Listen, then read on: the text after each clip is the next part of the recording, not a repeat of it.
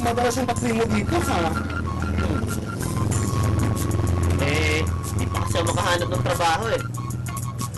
Paano naman hindi ka naghahanap, ha? Alam mo, marami namang trabaho dyan. Alam mo naman yun. Maghanap ka kasi. Nag-a-apply naman ako eh, kaya lang wala akong skills at experience. Kaya nga naman pala, hindi ka natatanggap yan. Kung wala ka palang skills, alam mo ba yun? Ganyan din ako dati. Wala akong ka-skills. Ngayon, magaling na ako. Sa skills ko. Ayan. Talaga? Oo. Wala akong skills eh. Paano ka natutong magupit ng buhok? Ayan. Dahil yan sa TESDA. Yan. O yung Technical and Educational Skills and Development Authority. Yan. Sila nagbigay sa akin ng aking proper skills. Kaya ngayon, may nakikita ako, ay, ako. Swerte mo naman. Sana ako din. Pwede naman eh. Sakto, meron ng TVET, yung TESDA. Teka. Huwag ka malikot. Ano ba yan? Tanggalin mo yung next salamin mo para matapos akin yung ginagawa natin.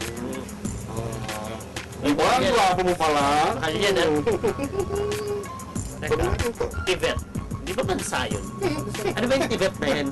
Itong TVET, o yung tinatawag natin Technical, Vocational Education and Training, ay isa sa mga, sabi natin, agenda ng gobyerno. Yan, yung nagbibigay ng oportunidad ng mga kabataan at yung mga walang alam na magkatrabaho at kumita ng pera. Para sa mga kabataan na walang trabaho? Bah! Pasok ako dyan. Huh.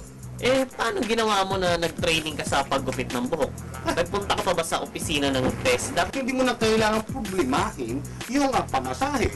Meron kasi sila yung tinatawag na mobile classrooms. Yung nag-iikot sa mga barangay-barangay. Sila yung rumoronda. Teka, mobile classrooms? Ibig mo sabihin na ililipat yung classroom? Tumpa! Totoo yan, no? Sa mobile yung sinasagwa yung mga skills training. Ayos ah. Kung classroom na ang lalapit sa akin, hindi ko na kailangan na pumunta sa opisina ng TESDA para lang mag-training. Kaya kung ako ikaw, huwag kang jotsumot-tsumot. Di ba? Kung tumulong ka naman ng ating government para magkaroon ng trabaho, magkakaroon ka ng skills, kikita ka. At dyan mo mararamdaman yung tinatawag na pagbabago. Sa English, inclusive growth. Ay, ano ba? Teka pa nga tapos mag-gupit eh. Sorry. Kala ko tapos na. Ayos ah.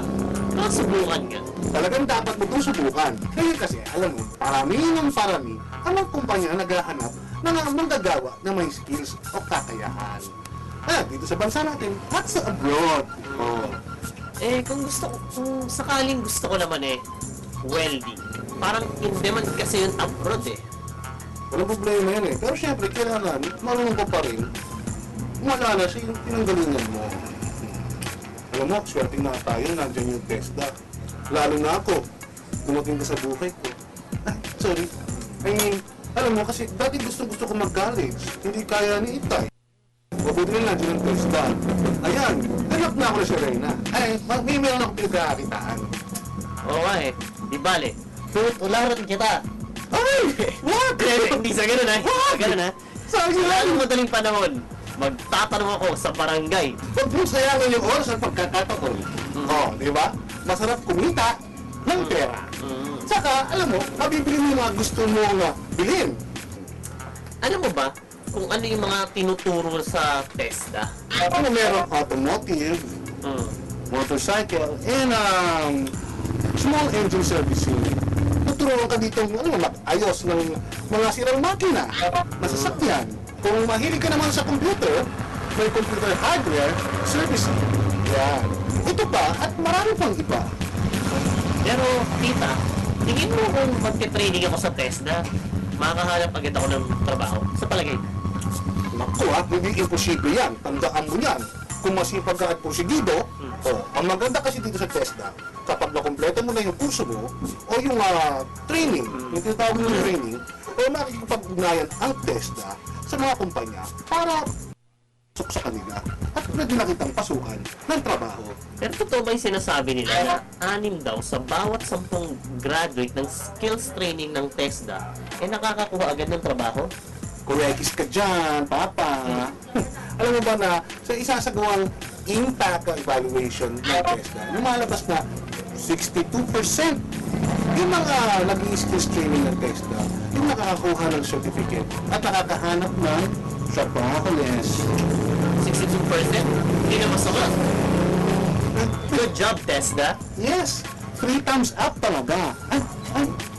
Na para sa TESDA kasi, nakakatulong sila sa pagbababa ng unemployment rate dito sa ating bansa.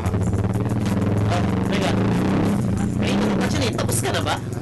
Eh, hindi ko pa nga nasisimulan to eh. Ang likot mo kasi eh.